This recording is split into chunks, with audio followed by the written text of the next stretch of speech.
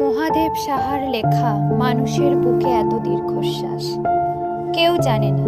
এক একটি মানুষ বুকের মধ্যে কি গভীর দীর্ঘশ্বাস নিয়ে বেড়ায়। কোন বিষণ্ণ ক্যাসেটেও এত বেদনার সংগ্রহ নেই তার।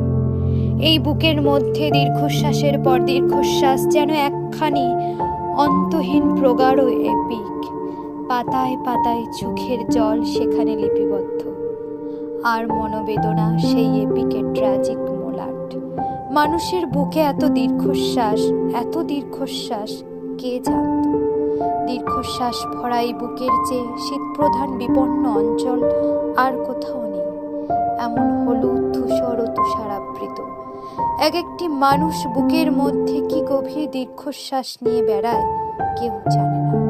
হঠাৎ একসঙ্গে অসংখ্য দুঃখ যদি কখনো কেঁদে ওঠে, কিংবা যদি প্রাচীন শিলালিপি থেকে সব শোকের গান সশব্দে বেজে যায়, তাহলে যেমন মধ্যাহ্নের আকাশ সহসা দুঃখে ম্লান হয়ে যাবে, গোলাপ হবে কৃষ্ণবর্ণ, তার চেয়েও বিষণ্ণতা নেমে আসবে।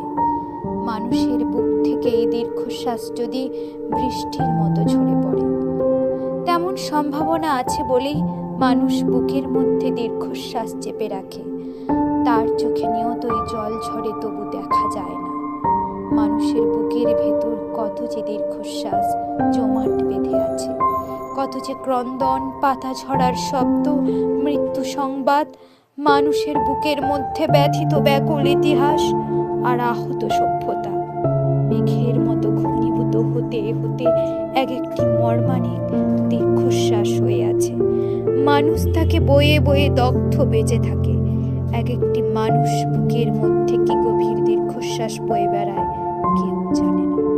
এক একটি মানুষ বুকের মধ্যে কি গভীর দীর্ঘশ্বাস বয়ে বেড়ায় কেউ জানে না।